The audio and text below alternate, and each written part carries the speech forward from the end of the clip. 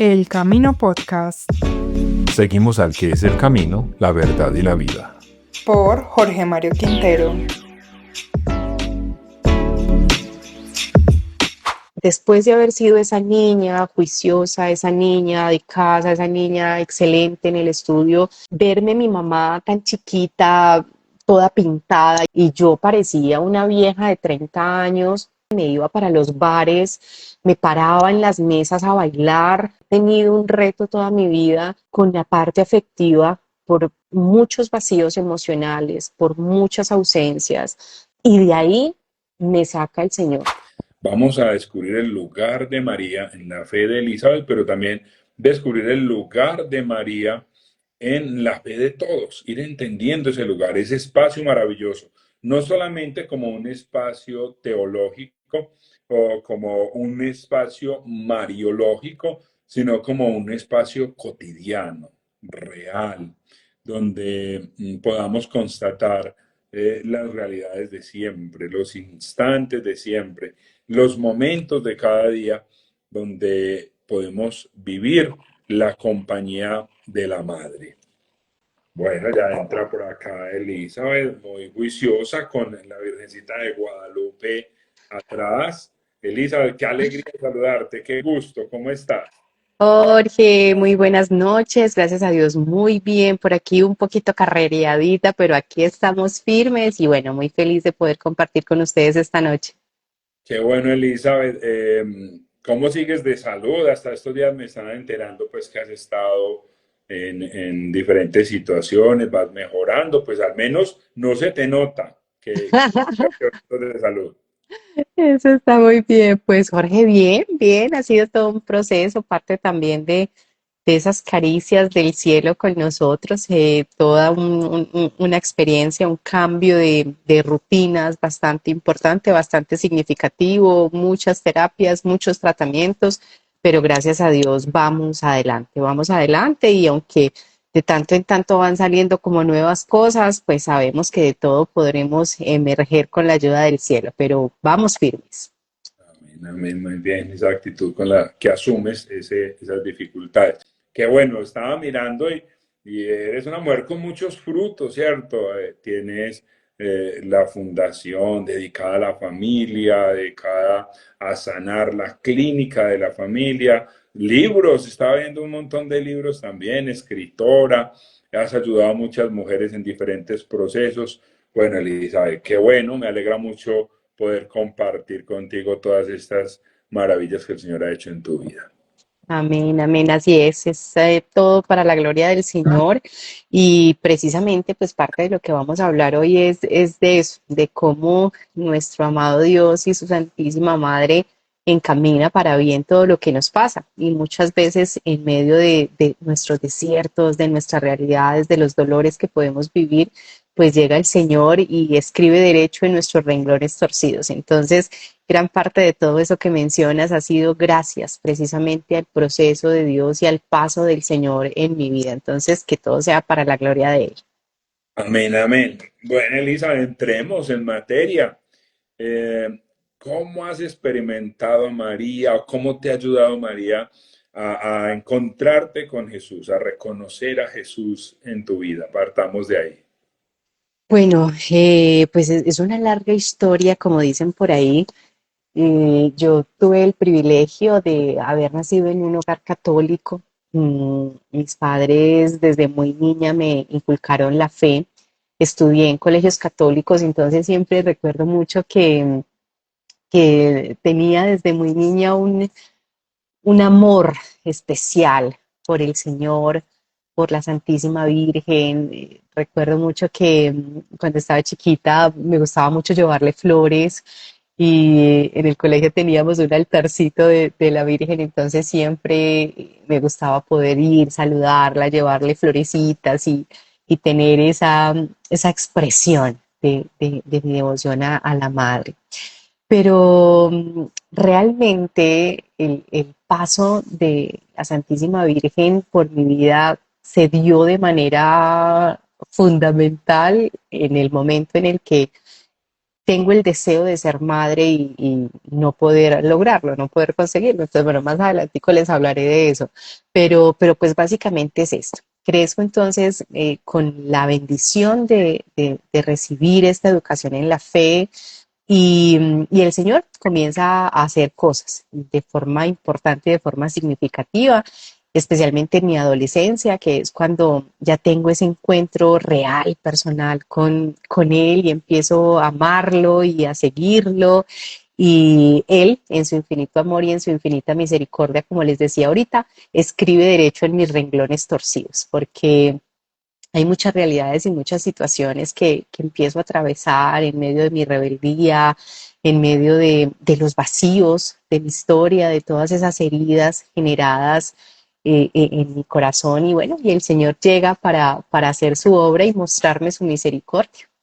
Pues, Elizabeth, si estoy entendiendo.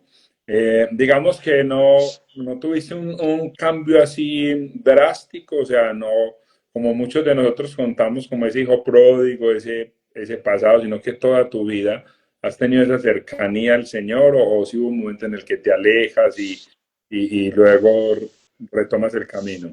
Sí, no, Dios mío, o sea, el Señor me sacó del foso profundo. Crezco en familia católica, crezco con la semilla de la fe desde muy niña, desde muy pequeña. Pero hay tres momentos como importantes en mi vida donde el Señor me muestra su gran amor y su misericordia. El primero es en mi adolescencia. Yo tenía 14 años y comencé a tener comportamientos sumamente desafiantes. De hecho, ahora que soy psicóloga, me doy cuenta que lo que yo estaba desarrollando era un trastorno que hoy conocemos como trastorno oposicionista desafiante, donde tengo una reacción muy fuerte en contra de mi mamá, especialmente como figura de autoridad que en ese momento estaba. Y por eso es que el papel de la Santísima Virgen en mi vida es tan importante, porque la Santísima Virgen llega a mí para sanarme precisamente desde esa herida materna y después concederme el don de la maternidad. Pero entonces, primer momento es la adolescencia, estaba viviendo un momento muy crítico, tenía solo 14 añitos, pero estaba ya en una realidad muy fuerte, muy difícil de rebeldía, me volaba, me iba para las discotecas de 14 años. Y como siempre fui tan alta, entonces fácilmente pasaba y teníamos documentos falsos y nos metíamos y mentíamos y mi mamá sufre y sufre y sufre y sufre. Entonces ella comenzó a orar y comenzó a pedirle a Dios por su matrimonio y por su hija rebelde.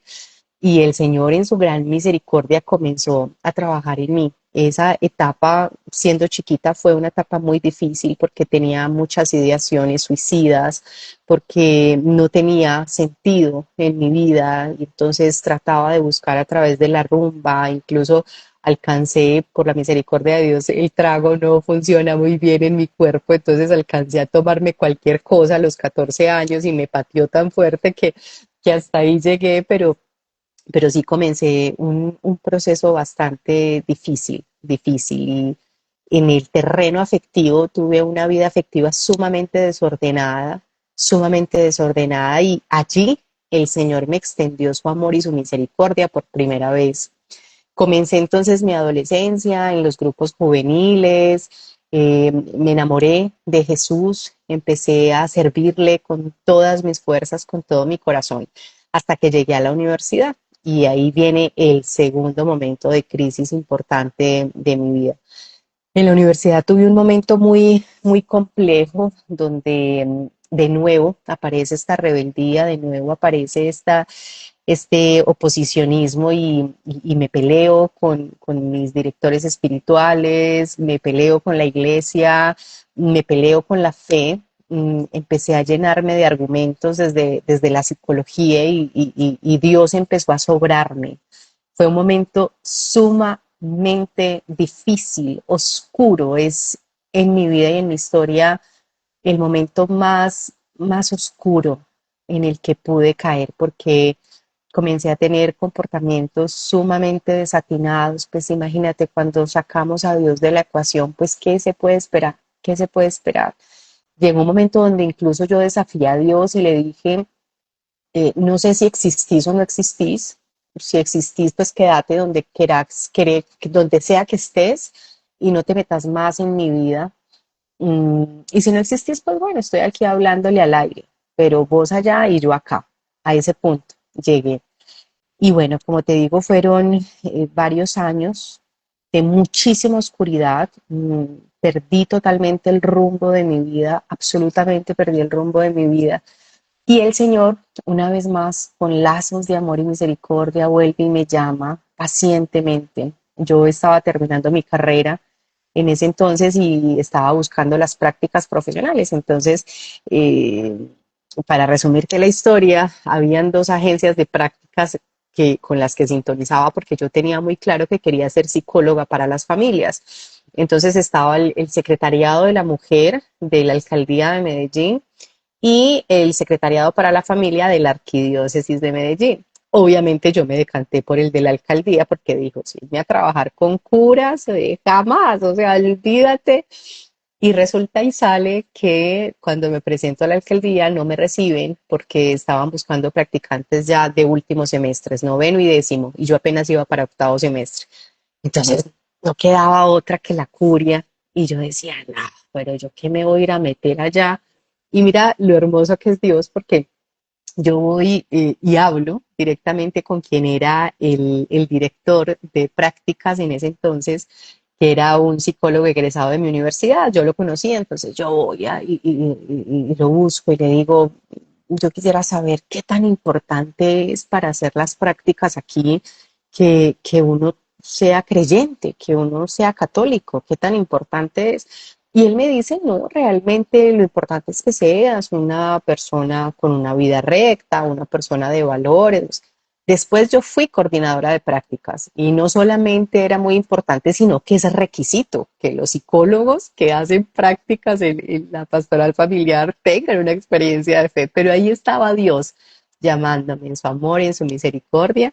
Entonces entré a hacer mis prácticas y pasó algo muy significativo porque en la pastoral familiar había dos tipos de prácticas, los que estaban en la oficina allá en Villanueva, en la curia, y mandaban un practicante para una parroquia. En ese entonces estaba como director el padre Carlos Alberto Monsalve y la parroquia era allí en Santa María Goretti, en Bello, donde él estaba, y la practicante dentro de todo el grupo que había, que escogieron para que se fuera para Bello, fui yo, precisamente. Entonces, mañana, tarde y noche con el padre, mañana y tarde y noche con los grupos de la parroquia, mañana, tarde y noche viviendo esta experiencia, y allí el Señor me volvió a llamar de una manera increíble, extraordinaria.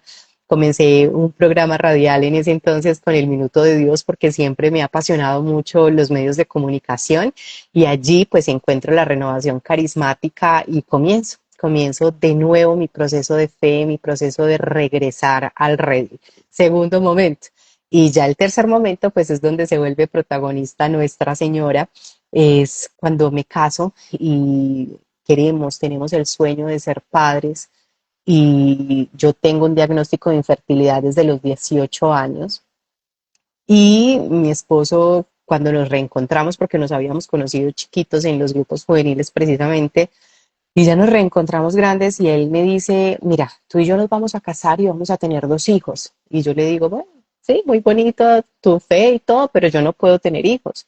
Y entonces él me dice, bueno, puede que tú no puedas, pero el Dios en el que yo creo sí puede y Él nos los va a dar. En ese momento yo dije, wow, bueno, nos casamos y comenzamos la búsqueda de nuestros hijos.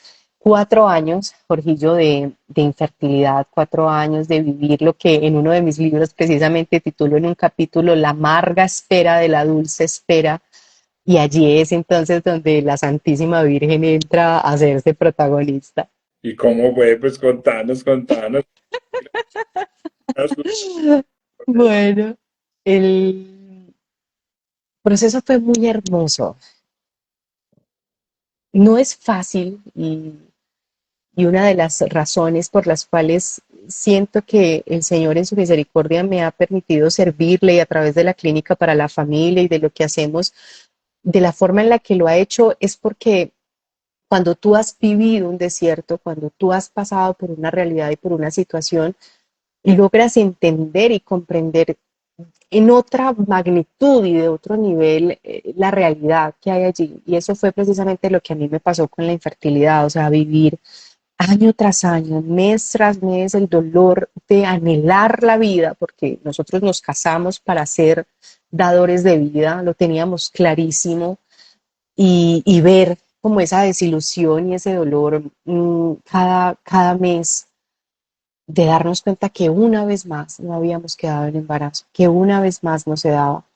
Mi esposo tuvo una fe increíble, o sea, yo siempre lo he dicho, le doy gracias infinitas al cielo por ese San José que trajo a mi vida, porque su fe fue inquebrantable. Yo muchas veces flaqueé, muchas veces me rendí, decía ya no va a ser posible, ya qué más, pero mi esposo seguía ahí, seguía firme, seguía firme. Para ese entonces nosotros viajábamos mucho, pues estábamos solos, sin hijos, y donde nos invitaban a predicar, viajábamos, entonces en cada ciudad y en cada lugar donde íbamos, siempre quedaba un grupo de hermanitos unidos en oración por el regalo de nuestra familia.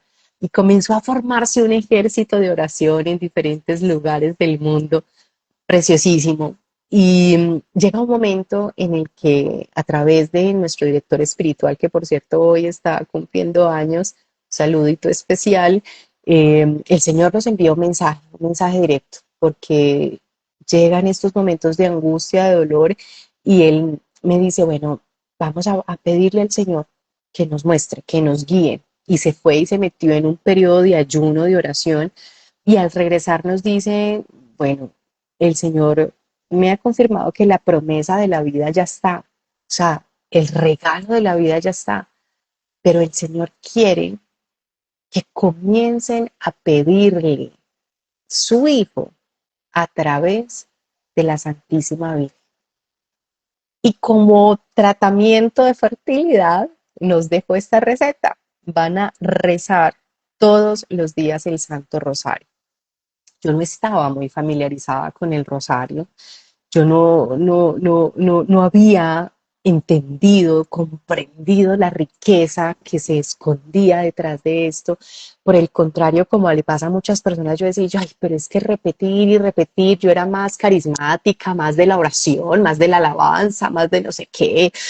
Y sí, y entonces el Señor nos envía ese mensaje y bueno, yo le dije, yo listo, yo he sido una persona como muy racional, entonces dije yo, bueno, yo necesito entonces entender de dónde sale el rosario, entender por qué el rosario, bueno, entonces comencé a leer, a estudiar y en ese momento me enamoro de la Santísima Virgen a través de la advocación de Nuestra Señora de Fátima. Entonces comienzo, o sea, los mensajes de la Santísima Virgen a los pastorcitos comenzaron a llegar a mi corazón de una manera impresionante, de ver ese llamado a la oración, a la conversión, a la penitencia, a volver. Entonces comenzamos a hacer el Santo Rosario todos los días, mi esposo y yo, y llegó un momento donde ya ni siquiera pedíamos, por Señor, danos un hijo, no, pedíamos, hágase tu voluntad. Y yo creo que ahí es precisamente donde las cosas cambian. Hay un texto que quisiera compartírselos que yo diría que es como así como existe la banda sonora de las películas, este es el texto sonoro de, de mi historia y del paso de la Santísima Virgen María por mi vida y en mi fe.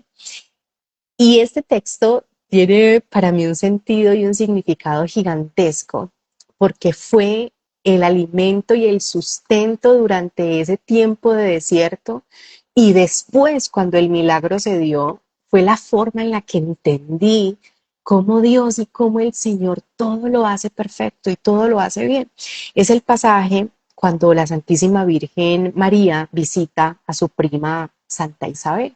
Entonces nos dice la palabra que cuando la Santísima Virgen llegó, San Juan brincó en el vientre de su madre y ella exclamó, bueno, dice el versículo, esto es Lucas capítulo 1, versículo, voy a leer desde el 41, dice, cuando Isabel oyó el saludo de María, la criatura dio un salto en su vientre Isabel, llena del Espíritu Santo, exclamó con voz fuerte: bendita tú entre las mujeres, y bendito el fruto de tu vientre. ¿Quién soy yo para que me visite la madre de mi Señor? Mira, en cuanto tu saludo llegó a mis oídos, la criatura dio un salto de gozo en mi vientre. Y aquí viene mi estandarte. Dichosa tú que creíste, porque se cumplirá lo que el Señor te anunció. A partir de ese momento, Jorgillo, este versículo se volvió emblema en mi vida, se volvió hashtag, como decimos hoy en día en este medio de las redes sociales. Y de hecho, cada que pasaba algo con la maternidad, porque, pues bueno, no sé el tiempo que tanto nos va a ayudar, pero fueron muchísimas las cosas extraordinarias que comenzaron a pasar. Yo siempre colocaba numeral dichosa la que creyó, numeral dichosa la que creyó, porque fue ver eso, o sea, la Santísima Virgen creyó, simplemente creyó, se abandonó y ese fiat, ese sí, que cambió el mundo por entero, porque como dice la canción, ¿qué hubiese pasado si ella hubiese dicho que no? La Santísima Virgen María, al decir, hágase en mí según tu palabra, hágase en mí conforme a tu voluntad, abrió las puertas de la salvación y se cumplió conforme a su fe, conforme a lo que ella creyó. Entonces, esto comenzó a ser estandarte para mi vida y cada que yo me acercaba al rosario y cada que meditaba en cada uno de esos misterios, iba entendiendo más lo que hace precisamente la Santísima Virgen, mostrarnos el camino a través del cual vamos a poder llegar y vamos a poder lograr este nivel distinto, este nivel diferente a lo que el Señor nos está llamando.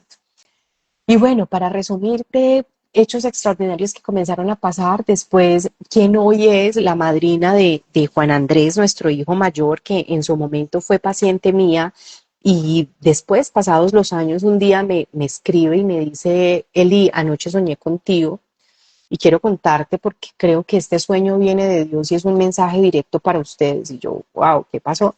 Entonces nos dice, mira, vi a tu hijo, es un niño, es un hombre, lo vi y él está listo, él está preparado para la vida. Simplemente está esperando que ustedes organicen sus prioridades para que puedan darle la bienvenida a este ser. En ese momento mi esposo y yo estábamos trabajando de una manera exorbitante. Usualmente, bueno, quienes me conocen saben de esto, he sido una persona bastante entregada, apasionada por mi trabajo, por lo que hago. Y bueno, estábamos viviendo un momento, como te digo, de muchos viajes, de mucha misión, de mucho trabajo, de fortalecer nuestra empresa. Trabajábamos de lunes a lunes, llegó un momento, incluso un año en el que antes precisamente de quedar en embarazo, el año 2016 fue un año bastante movido, cuando miramos y dijimos no hemos descansado en todo el año, un solo fin de semana. Había sido impresionante porque siempre teníamos encuentros, talleres, seminarios, viajes, misiones y, y el Señor nos decía, bueno, ¿quieren ser padres? Pues bájenle al trabajo y dispónganse para que su hijo pueda llegar. Entonces, en ese momento comenzaron a pasar, bueno, voy a tratar de hacerte como corta la historia porque como te digo tiene demasiadas aristas, comenzaron a pasar muchas cosas. Yo logro tomar la decisión de delegar la dirección de la clínica para la familia en las manos de quien fue por 10 años la directora administrativa, mi amiga Juliet Restrepo, y el doctor Fabián Salinas, que asumió la dirección académica. Y nos dedicamos entonces, mi esposo y yo, a vivir en un ritmo distinto, firmes en la oración, firmes en nuestro sueño de ser padres. Nos vamos para Bolivia, después estábamos en una misión en Bolivia, en una ciudad que se llama Tarija, y en medio de una vigilia estábamos allí orando, bueno, cuando de repente mi esposo comenzó a sentir el llanto de un niño y entonces mi esposo dice, pero ¿quién trajo un niño a estas horas de la noche? Y él, que es bastante justiciero, ya estaba ahí como indignado, como, por Dios, ¿dónde estará el irresponsable que trajo? Después nos dimos cuenta que efectivamente no había ningún bebé.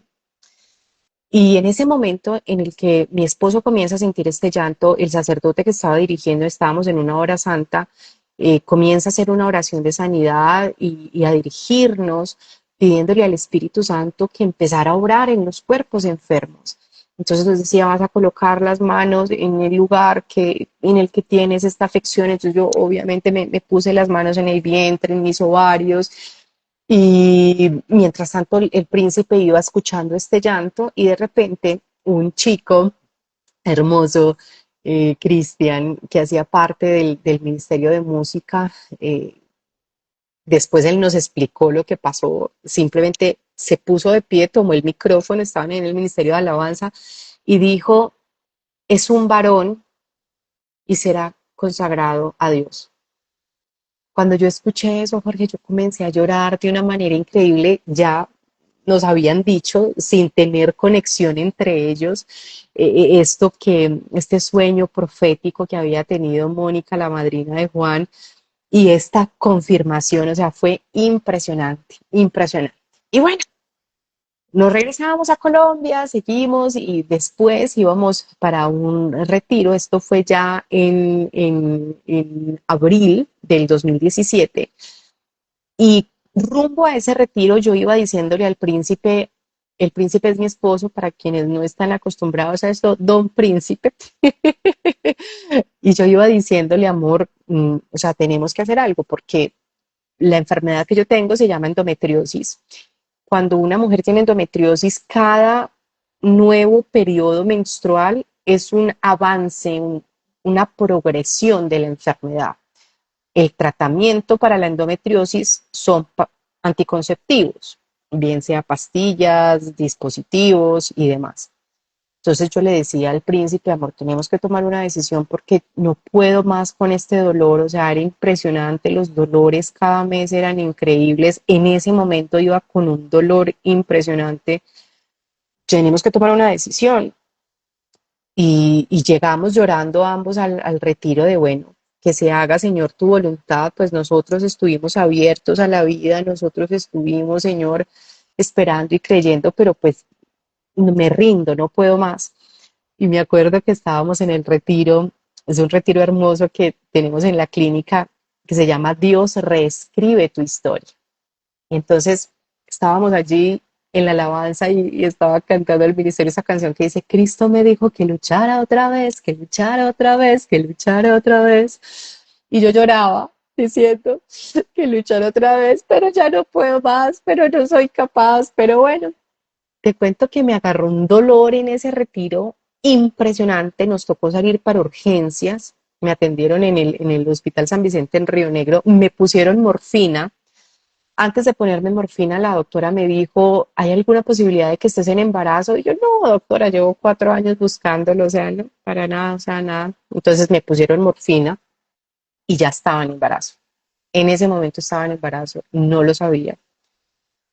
Salimos de ahí, delegué pues el retiro en manos de los otros psicólogos y al otro día yo tenía unos exámenes médicos, los exámenes que cada año me hago, y yo dije, ¿será que me hago una prueba de embarazo una vez más? No sé si hay tal vez aquí personas con infertilidad y los que van a ver el video después, pero llega un momento donde te duele hacerte una prueba porque tienes miedo de que una vez más el resultado va a ser negativo y una vez más se va a confirmar que eso que tanto anhelas y que tanto esperas no se hace una realidad. Sin embargo, yo dije, bueno, ¿qué es lo peor que podría pasar? Iba camino al laboratorio, y estaba en un centro comercial y aproveché, me compré una prueba de embarazo, me entré a un baño y bueno, me saqué la prueba una vez más, yo ya automático ya lo tenía más que registrado. Cuando, bueno, miro la barrita, la misma rayita de siempre y ya, ay, otra vez, ¿para qué me pongo yo en esto? Pues bueno, estaba yo arreglándome cuando de repente vuelvo y miro la barra y empieza a pintarse la otra rayita. Porque yo no tengo palabras para describir lo que en ese momento yo sentí. Yo temblaba, yo miraba, yo iba a las instrucciones y volvía y leía. Me emociona y me conmueve todavía recordarlo. Y entonces las instrucciones decían, si aparece una línea muy tenue, probablemente estás en embarazo, pero tienes muy pocas semanas. Tenías 5 semanas de embarazo para ese entonces. Me fui a hacerme entonces los exámenes de sangre y le dije a las del laboratorio, ¿me pueden adicionar una prueba de embarazo? Por supuesto. Recuerdo que me tomé una foto con la muchacha y le dije yo, mira, si este resultado sale positivo, vas a ser famosa, le dije. Y bueno, ese día, don Príncipe y yo íbamos a tomarnos a hacer un paseo que cada año hacemos, que hace parte de nuestra historia, a Guatapé, porque ahí fue donde nos volvimos a encontrar y recomenzó esta historia de amor. Y ese día teníamos ese paseo, entonces yo era, ¿cuándo le digo? ¿Cómo le digo? Y bueno, para hacerte corta la historia, tomé una cajita, nuestro aniversario es el 15 de marzo, ahí ya te estoy hablando de abril, entonces era una cajita que tenía del regalo que le había dado en el aniversario y le puse unos mamelucos que yo había comprado, de hecho, eh, mm, años antes para con la ilusión de poder darle la noticia. A mi esposo le gustan mucho los superhéroes y es coleccionista de figuras y de afiches y todas estas cosas. Entonces eran unos mamelucos de superhéroes, uno de Superman me acuerdo y uno de Batman. Y se los puse en la cajita con unas notitas. Entonces él iba pasando las noticas y bueno, decían algo así como, papi, tú todavía no me conoces, pero aquí estoy, soy la respuesta a tus oraciones, busca en la barriga de mamá. Y él como que no, el príncipe no, como que, ¿qué es esto? No la cogía, no la agarraba. Cuando entonces decía, busca en la barriga de mamá, entonces yo me había puesto en la barriguita la prueba de embarazo y el mameluquito de Superman. Bueno, cuando ya por fin logró conectar neurona y darse cuenta de lo que estaba pasando, la respuesta de mi esposito fue, si ves que Dios promete lo que cumple, que Dios cumple lo que promete, que Dios cumple lo que promete. Y bueno, nos fuimos para Guatapé y es muy bonito porque cada año entonces tenemos la foto a lo largo de estos ya 13 años de historia y ese día entonces es la foto celebrando la noticia de que venía este milagro en camino. Antes de vivir todo este proceso, mi esposo y yo fuimos a una asesoría, a un centro de fertilidad, porque mi ginecólogo nos había dicho, tienes solamente un 18% de probabilidad de quedar en embarazo. En este momento ya tenía 3 cirugías encima, 3 laparoscopias, mmm, y ese 18% existe solo si lo hacen a través de tratamiento de fertilidad. Elizabeth, tú no puedes quedar en embarazo de manera natural. Entonces nosotros fuimos a esa asesoría y yo recuerdo que salimos de ahí, nos fuimos para una panadería, pusimos los documentos ahí y dijimos, tomemos una decisión. Y como te digo, la fe de mi esposo fue inquebrantable siempre y él me dijo, no, amor, por aquí no es. Mírame sus palabras, fue que no quede la menor duda cuando el Señor nos dé el regalo de ser padres, que esto se lo debemos a Él por la intercesión de su Santísima Madre. Entonces, cuando quedamos en embarazo aparece esto y el día que yo doy la noticia públicamente, porque entonces, bueno, este primer mes lo vivimos allí con nuestra familia, con todo, y bueno, y la historia es larguísima. De hecho, los invito para que busquen en mi canal de YouTube, hay una conferencia que se llama Dichosa la que creyó, la historia de un milagro, y ahí cuento con profundidad todo esto, pero hay un momento en el que yo digo, y yo, bueno, no, ya es hora de dar el testimonio y de que la gente sepa lo que está pasando, ¿cierto? Porque pues obviamente yo me empecé a ausentar de todo y estaba era ya concentrada en el embarazo, que fue un embarazo de alto riesgo, de hecho. Y el día que yo di el testimonio, escribí un artículo que se tituló El día que Dios nos hizo padres, y lo posté en mis redes sociales. Fue un 31 de mayo, día de la Anunciación, de la Visitación, perdón. Y aquí es donde este texto vuelve y cobra sentido. Dichosa tú por haber creído. Y el mensaje que le dábamos a las familias a través de ese testimonio era: los hijos no se le piden al ginecobstetra, los hijos se le piden a Dios, porque Él es el dueño de la vida. Endometriosis desde los 18 años, en el grado más avanzado, la última laparoscopia, mi ovario izquierdo estaba prácticamente destruido, el útero estaba lleno de focos de endometriosis, 18% de probabilidad solo con tratamiento de fertilidad, pero pues el tratamiento de fertilidad fue el Santo Rosario, fue entender que ella es madre, ella es la madre, que entiende muy bien lo que todos y cada uno de sus hijos vivimos y que para Dios no hay nada imposible. Ella sí lo vivió, ella sí lo atestiguó y a ella le debemos el milagro de ser padres y pues no contentos con uno.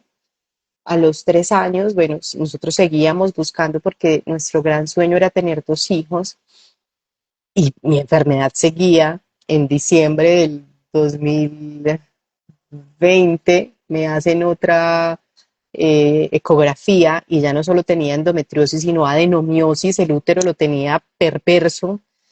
Y de nuevo el médico me dice: no, Eli, o sea, ya, dale gracias a Dios y siéntete profundamente afortunada de que pudiste tener uno, pero ya no, o sea, no hay forma. Y vuelvo y quedo en embarazo en plena pandemia y llega Miguel Ángel, nuestro otro regalo del cielo. Entonces, el papel de María Jorgillo en mi vida, como te digo, está muy atravesado por la maternidad, muy atravesado por la maternidad. Ella, que es madre, me hizo madre y me volvió a llevar a la fuente de la fe y del amor, que es nuestro Señor Jesús. Elizabeth, mientras te escucho, desde el inicio me quedó resonando algo, porque obviamente cuando te vemos hablar, tu energía, tu entusiasmo, pues uno nunca piensa como en que hubo esos momentos oscuros que decías ahora, ¿cierto? Y por eso en los testimonios a mí me gusta, cuando entrevisto, sacar un poquito de eso, porque a veces la persona que está en una situación de oscuridad cree que no va a salir, o que esa es su vida, una oportunidad, o que hay gente muy afortunada que toda su vida ha sido perfecta y el Señor los bendijo con todo. Qué bueno que nos contaras un poquito más de eso, cómo entendiste, obviamente, pues es muy hermoso todo eso que nos cuenta y se queda en mi corazón un montón de expresiones en las que quisiera ahondar, pero esa parte de dejarte encontrar o cómo o qué cosas tan oscuras, si pudieras comentar algunas, que, que superaste, que por la gracia del Señor, por la participación de la Madre lograste superar. Eso no es apto para este horario, Jorge. Perdón. No, mira, en estos 3 momentos pasan cosas significativas, pero todos tres están atravesados por una realidad importante. Yo desde mi adolescencia he dado la batalla a una enfermedad que hoy cobra miles de vidas en el mundo y es la depresión. Yo tengo un trastorno de ansiedad generalizada y un trastorno depresivo mayor de base, con una base muy biológica, muy genética, muy heredado de mis padres, de hecho. Y desde mis 14 años comencé a tener, como te digo, síntomas depresivos muy fuertes. Entonces, en esa primera fase, y aquí pues aprovecho y tú bien lo sabes como evangelista que eres, que no damos puntadas sin dedal porque todo apunta precisamente a que las personas puedan ver cómo el Señor tiene un poder salvífico increíble. En ese primer momento yo enviaría un mensaje a los adolescentes, ¿cierto? Y a las mamás que hoy tal vez están sufriendo por sus hijos adolescentes. Yo me perdí totalmente, totalmente. como te decía, criada en una familia católica, colegio católico, las expectativas de mi mamá conmigo eran impresionantes y eso nos da pie para otro live de cómo Dios en su infinito amor y misericordia me trajo a la vida. Pero lo cierto del caso es que erré el camino. Entonces, después de haber sido esa niña juiciosa, esa niña de casa, esa niña excelente en el estudio, verme mi mamá tan chiquita, toda pintada, y eso que hoy en día, por ejemplo, ya es muy común ver a las jovencitas maquilladas y demás. En mi época era súper raro y yo parecía una vieja de 30 años yéndome, me iba para los bares, me paraba en las mesas a bailar. Como te digo, tuve toda mi vida un reto, he tenido un reto toda mi vida con la parte afectiva por muchos vacíos emocionales, por muchas ausencias. Mi papá es un hombre maravilloso que gracias infinitas al cielo todavía tiene vida, pero por muchísimos años padeció de la enfermedad del alcohol, con todo lo que esto implica. Fue un papá sumamente ausente. Entonces esa jovencita de 14 años estaba buscando desesperadamente en la rumba, en el trago, en las relaciones sexuales, buscar llenar ese vacío, esa ausencia, esa carencia. Y de ahí me saca el Señor. Y como te digo, la depresión comienza a manifestarse y atraviesa todos estos momentos de desierto importantes en mi vida. Entonces, primer mensaje a todos esos adolescentes y a todos esos jóvenes que no encuentran sentido de vida. Yo recuerdo muchísimo y tengo en mi mente grabados episodios en los que yo llegaba a derrumbear con la cabeza para estallarse del nivel y el volumen que se vive en muchos de estos lugares. Y yo recuerdo que me tiraba, me quitaba las botas, me tiraba en mi cama y comenzaba a llorar.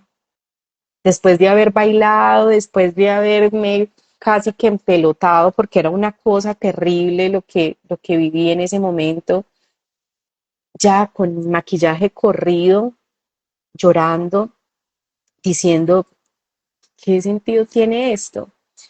Y los pensamientos suicidas, Jorge, comenzaron a hacerse presentes desde muy chiquita, ¿cierto? O sea, yo no le veía sentido a la vida, yo no le veía sentido a vivir así.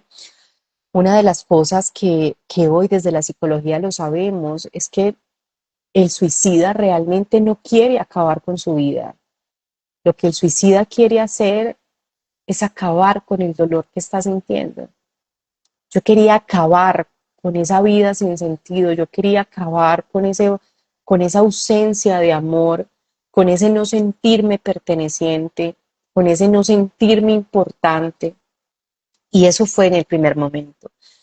El segundo momento que te digo de tanta oscuridad, la verdad es que esto, de hecho, creo que nunca me he atrevido a hablarlo por la vergüenza tan grande que siento de todo lo que se vivió en ese segundo momento de vida, porque después, Jorge, de tu gustar del Señor, o sea, mi adolescencia fue después de los 14 años, entre los 14 y los 23 años, 24 años, fue hermosísima, tan pura, tan entregada a Dios, lo amé de una forma tan entregada, tan entregada, o sea, yo hoy lo leo incluso decía, ay, yo tan extremista siempre, o sea, porque fue impresionante como yo le entregué mi juventud y después caer tan bajo, renegar de mi fe, renegar de la iglesia.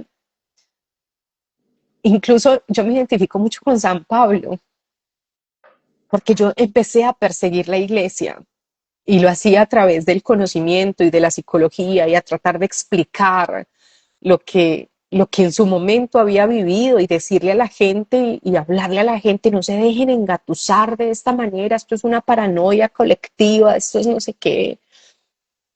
A nivel afectivo y a nivel sexual, Jorge, caí sumamente bajo, permití que se pisoteara mi dignidad como mujer, mi cuerpo se volvió simplemente como un trofeo de exhibición, perdí totalmente el diseño de Dios y el diseño de Dios precisamente para la sexualidad. Fue un momento sumamente oscuro y la depresión de nuevo contraatacó, o sea, y antes por lo menos en mi adolescencia, cuando llegaban esos momentos de tristeza, de desolación, pues yo alzaba mis ojos al cielo y allí estaba el Señor, pero imagínate en medio de ese agnosticismo que viví, te quedas solo, o sea, no tienes para dónde agarrar, no tienes para dónde coger, o sea, entonces fue un momento sumamente difícil yo lo diría incluso perversión, muy oscuro, muchísimo, pero allá fue el Señor, Jorge, o sea, ese es Dios. Dios no se rinde, Dios no mira lo que miran los hombres, de hecho, porque en estas etapas de mi vida, muchas personas que pertenecían a la iglesia, que pertenecían a la religión, me juzgaron, me señalaron, y bueno, yo los entiendo porque de verdad que fue terrible ese episodio en mi vida, pero Dios no lo hizo, Dios no se rindió conmigo, Dios, Dios no miró la inmundicia de, de mi pecado, de mis actos, de mis aberraciones. Dios me seguía mirando con amor, con misericordia y allá a mi miseria fue Jesús. Yo me identifico muchísimo con la mujer adúltera en el Evangelio, muchísimo. De hecho, creo que dentro de las mujeres de la Biblia, después de la Santísima Virgen, la mujer adúltera es la que a mí más me inspira, porque así siento yo y me gusta imaginar a mi Señor llamándome y extendiéndome su mano y diciéndome, ¿dónde están los que te condenan? Ninguno te condenó. Yo tampoco, yo no te condeno, yo no te condeno, yo no te juzgo. No me importa. Y como pasó con el hijo pródigo, él no me dejó hablar, él no me dejó hablar, no me dejó decirle, Señor, fue por esto, por esto, por esto. Él me cayó los labios con su amor, con su misericordia, con su bondad y me dijo, no importa cuánto has caído, no importa cuánto has mancillado tu cuerpo, no importa cuánto has mendigado amor, no importa, yo te sigo amando y te dignifico. Cuando yo me casé con mi esposo, tuve un debate acerca de cómo vestirme, ¿cierto? Porque yo no me sentía digna de casarme de blanco. Aparte, como a los 21 años, yo tuve un matrimonio civil precisamente en parte de esta época tan difícil. Entonces yo decía, yo cómo me voy a casar de blanco? Si yo ya me había supuestamente casado de blanco, había sido un matrimonio civil y después hicimos una ceremonia por una iglesia cristiana, algo así, y, y yo no me sentía digna y el Señor en oración me dijo, ¿acaso no te limpié yo con mi sangre? Y tus pecados que eran rojos como la grana los volví como blanca lana. Así que me casé de blanco, porque el Señor me dignificó y me permitió llegar al sacramento después de tanta inmundicia y después de tanta aberración para vivir lo que verdaderamente era una sexualidad en Dios, para vivir lo que verdaderamente era una afectividad en Dios, para por primera vez en mis 30 años, porque me casé de 30 años, conocer lo que era el amor conforme al diseño de Dios. Entonces de allí el Señor me sacó y finalmente en ese tercer momento, Jorge, después de tener experiencia de fe, después de estar caminando con el Señor, después de estar allí, el sinnúmero de veces que mi fe ha flaqueado, el sinnúmero de veces que mi fe se ha quebrado, el sinnúmero de veces que trastabillado en el camino y el Señor me ha extendido su amor y su misericordia. Ha sido impresionante. Uno de mis libros se titula El sanador de almas. En él cuento mi historia con la depresión, con la ansiedad, con la mendicidad emocional y con los duelos. Y básicamente es esto, es mostrar cómo el Señor, cuando tú sientes que no hay nada que te pueda dar respuesta, extiende su mano y te dice, yo soy tu medicina, yo soy tu sanador, el sanador de tu alma. Y de allí el Señor cada día me levanta. Y yo lo digo siempre y a veces, incluso en uno de los capítulos del Sanador de Almas, lo titulo precisamente así, no puede estar triste un corazón que alaba a Cristo, como dice la canción. Pero un interrogante. Exacto, no puede estar triste, pues yo alabo a Cristo, lo amo, le entregué mi vida desde los 14 años, hoy tengo 42 y de tanto en tanto la tristeza toca la puerta y llega y llega. De hecho, en este momento estoy saliendo del último episodio, llevaba 3 años en recidiva, como decimos en psicología, y en marzo precisamente tuve otro episodio sumamente fuerte, pues aunado también con todo este tema de esta nueva enfermedad con la que estoy batallando. Y sí, el Señor, yo lo digo, lo creo y se lo he entendido a mi Dios. La depresión para mí es una caricia del cielo. Es la forma en la que el Señor me recuerda que sin Él no puedo, que sin Él no soy capaz, que lo necesito, que Él es mi alimento, que Él es mi medicina. Y es la forma en la que el Señor todos los días me ayuda a tener esta sensibilidad por todas las personas que sufren enfermedades del alma. Por eso, Clínica para la Familia, sanando las heridas del corazón. A esto me dedico. ¿Cómo no hacerlo si Dios en su infinito amor y en su infinita misericordia lo hizo conmigo? Eso así pues como a grandes rasgos mejor. Muy lindo, qué chévere, qué alegría que el Señor me dé esta gracia de escucharte. Yo, el Señor desde el año pasado me puso como en el corazón hacer estos programas marianos y la verdad no es porque yo sea tan mariano, yo no soy tan mariano, sino que eh, quiero conocer a María. El año pasado en la universidad hice en uno de los semestres la materia era Mariología. Entonces, Ajá. profundizamos mucho en esa teología mariana. Y alguna vez estuve aprendiendo sobre el lugar de María en la fe, el lugar de María en la fe, en la iglesia. Yo pensaba, pero qué bueno entender el lugar de María en la fe de la persona, ¿cierto? Porque desde la mariología, la teología, los estudios, las discusiones, es otra cosa. Los dogmas, tantas cosas que podemos discutir, pero qué lindo. Yo quiero escuchar de muchas personas y compartir ese lugar de María en la fe, en la cotidianidad, en la vida. Qué Y ahorita, bonito. Elizabeth, que quiero profundizar, tengo una hija que es psicóloga, pues relativamente recién egresada, sí, un año larguito un año, no, no ha cumplido el año que terminó, y hacemos muchas cosas juntos. Entonces, a veces en las experiencias de fe, pues yo soy más de la teología, más de la alabanza, de la oración, de aconsejar muchas veces desde Dios. Y entonces muchas veces me dice, papi, pero es que eso psicológicamente no está bien. Y yo como que me quedo yo, ay Dios.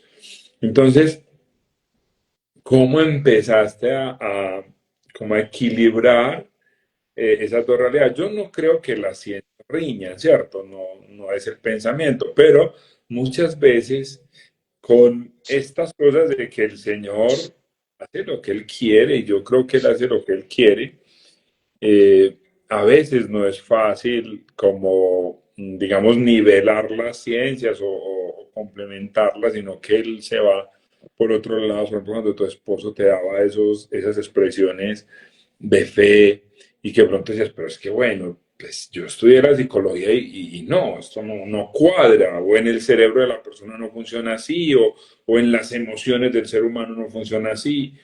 ¿Cómo equilibraste eso? Que también parece muy lindo porque lo vives en tu evangelización, muy desde la psicología, pero mira también muy lindo todo lo que nos has expresado hoy desde la fe natural, cotidiana. ¿Cómo fuiste Así es. equilibrando? Yo creo que eso, Jorge, está como muy atravesado precisamente como por todas estas experiencias. Yo amo profundamente mi profesión. Creo en el bien que la psicología puede hacerle al ser humano, pero en mi propia experiencia llegó un momento donde empecé a ver que por más técnicas, que por más estrategias, que por más conocimientos que tenía, había un límite donde nos quedábamos cortos. Una de mis grandes pasiones ha sido trabajar con parejas y yo recuerdo que al principio, cuando recién fundábamos la clínica para la familia, yo salía sumamente triste y sumamente aporreada ante la imposibilidad de no poder ayudar de una manera más efectiva a las parejas. Llegaban, por ejemplo, pues el motivo de consulta número uno en la clínica para la familia es la infidelidad. Llegaban parejas con historias muy difíciles, muy dolorosas, con un dolor en el corazón, producto del engaño, producto de la mentira, y yo aplicaba todas las técnicas, todo lo que como terapeuta cognitivo-conductual que soy tenía en mi haber, y ese dolor estaba ahí, era una cosa impresionante. Y yo recuerdo que llegó un momento, porque pues a uno lo forman precisamente en la universidad y gran parte de hecho del gremio de los psicólogos son ateos, son agnósticos, porque creen precisamente que esto es irreconciliable y a ti te forman en la universidad para ser muy neutral, para no meter obviamente la fe en el asunto, pero yo recuerdo que llegó un momento donde yo me sentía tan impotente y tan insuficiente en las técnicas y demás, que yo empecé a atreverme con mucho respeto a hablarle a mis pacientes de que existía una nueva esperanza. Mira, yo sé que estas tareas y estos ejercicios que yo te estoy dejando pueden resultarte sumamente difíciles. Yo sé que hablarte del perdón como un favor que tú te haces a ti misma es algo que te puede entrar en reversa en este momento, pero si tú quieres, existe otro camino. Salí de aquí y mira, allí a 3 cuadras hay una parroquia. Andate y arrodíllate ante el sagrario y entregale a Jesús ese dolor. Cuéntale a Jesús lo que está pasando en tu vida, cuéntale a Jesús lo que estás viviendo en tu matrimonio, entrégale tu impotencia, dile, Señor, no soy capaz, no puedo, y me cuentas qué pasa. Y la gente volvía y me decía, doctora, gracias, o sea, llevamos aquí 3 meses, gracias por todo lo que nos has ayudado, pero de verdad que en el momento en el que nos fuimos y nos pusimos de rodillas, todo cambió. Entonces ya en la parte formativa, porque obviamente en el espacio terapéutico somos sumamente respetuosos por ética, es la ética del psicólogo, no meter nuestras creencias en el espacio terapéutico, pero en el espacio formativo, de manera frontal, yo empecé a hablar de Dios. Entonces todas mis conferencias, recuerdo que en ese entonces teníamos una conferencia todos los lunes. En todas las conferencias yo terminaba con oración, yo terminaba con un versículo bíblico. Comenzamos a crear los encuentros de parejas, resucitando mariposas, por ejemplo, que es uno de ellos, y allí estaba la parte de oración, de conversión, de evangelización, y lo que Dios empezó a hacer fue increíble. Hoy en día, el, en un alto porcentaje de los consultantes de la clínica para la familia precisamente son personas creyentes, son personas que pertenecen a la iglesia, que hacen parte de grupos y que sienten una tranquilidad muy grande de saber que los psicólogos que los van a atender comparten su fe, si bien no estamos ahí para meter la fe en el asunto. Entonces fue eso, Jorge, o sea, fue mi propia experiencia, fue verlo y darme cuenta que en últimas la psicología no vino a decir nada nuevo, todo está escrito, o sea, la palabra te da de Génesis a Apocalipsis las herramientas. Ahora, para mí es la combinación perfecta, y soy testigo de esto, cuando tú puedes permitir que la espiritualidad y la psicología se conjuguen. Es la forma en la que Dios, de una manera extraordinaria, puede trabajar en un corazón y hacer cosas increíbles. Entonces creo que se resume en eso, mi hijo. Elizabeth, también nos contaste pues de esa historia de dolor con tu papá, que bueno como que recogiéramos precisamente mirando un poco ese pasado y también como una respuesta a las personas, porque yo creo que algo que nos dificulta, y usted me dirá, me corregirá, es mirar el pasado. Y yo creo que en gran parte está la solución ahí, en esa herida con el padre, en el vientre, esa historia que a veces ponemos a un ladito, yo ya la olvidé, eso es, ya le eché tierrita, y de pronto ahorita vas mostrando cómo de pronto ahí puede comenzar la dificultad desde esas situaciones de la infancia, de la relación con los padres, de la historia que traemos con ellos, que si no se asume va a traer las dificultades en nuestro presente. Total, de hecho es una de mis grandes pasiones. Incluso estamos a las puertas, ahorita el sábado empezamos una nueva cohorte. De las cosas más lindas que yo le he podido dejar al mundo después de mis dos hijos es un grupo terapéutico que se llama Sanar para Amar, precisamente, porque lo que nosotros traemos en nuestra historia afectiva es lo que vamos a poner sobre la mesa a la hora de elegir pareja, a la hora de construir un matrimonio, a la hora de ser padres, a la hora de elegir una profesión. Es eso que traemos. Entonces, muchas veces no nos damos cuenta de cómo repetimos patrones por mucho tiempo. Por ejemplo, en mi vida afectiva, yo repetía el patrón del abandono porque, como te digo, tuve un padre muy ausente. Entonces, justamente me conseguía parejas ausentes, parejas que no podían estar ahí, que no podían comprometerse por una u otra razón. Y era un patrón, un patrón, un patrón, un patrón que se repetía una y otra vez hasta que pude hacerlo consciente. Y eso es lo bonito entonces de cuando se conjuga psicología y espiritualidad, porque entonces yo lo hago consciente a través de la psicoterapia y de Dios me viene la fuerza para poder empezar a cambiar eso, para poder empezar a transformarlo. Entonces, sin lugar a dudas, analizar mi historia, volver sobre ella, más que para quedarme, ay, sí, no, es que yo soy víctima de mis circunstancias, no, es para hacerme protagonista hoy de mi vida. Esto que me pasó, esto que me sucedió, esto que me ocurrió, ¿cómo hoy lo puedo capitalizar? ¿Cómo hoy lo puedo transformar en una oportunidad de amor y de servicio? Pero eso tiene que pasar por la conciencia. Muchas veces no nos damos cuenta la razón por la cual tenemos dificultades en nuestra relación de pareja, la razón por la cual maternamos, paternamos de la forma que lo hacemos, cómo se relaciona y cómo tiene una conexión total con eso que vivimos. Entonces, sin lugar a dudas, Jorge, es necesario sanar, sanar para amar, sanar para maternar, sanar para servir y de esta forma dejar de repetir esos patrones.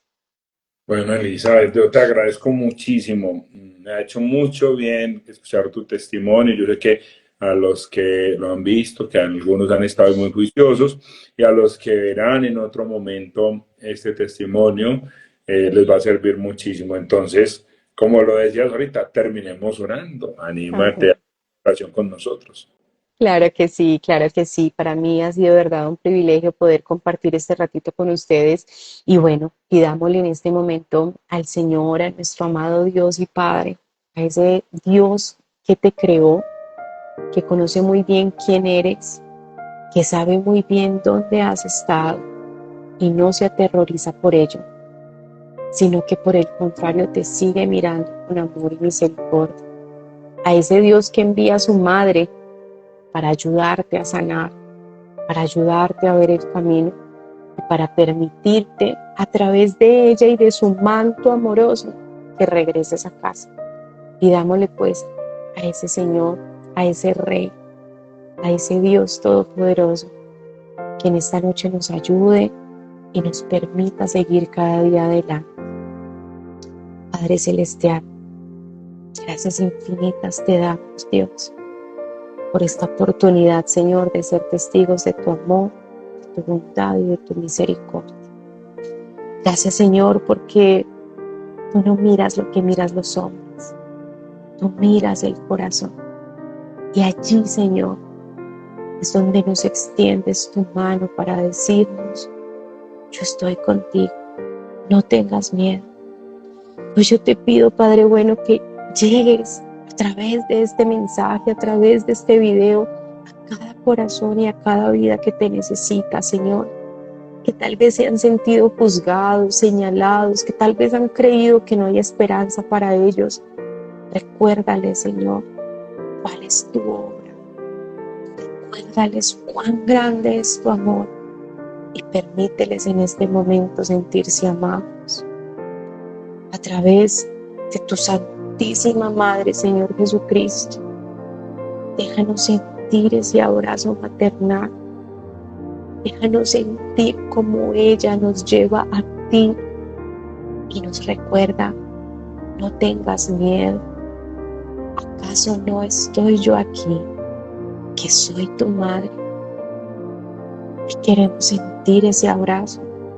Hoy queremos sentir, Señor, y más que sentir, queremos creer y experimentar a través de la fe esa convicción de que tú nunca nos dejarás solos y que nos dejaste madre.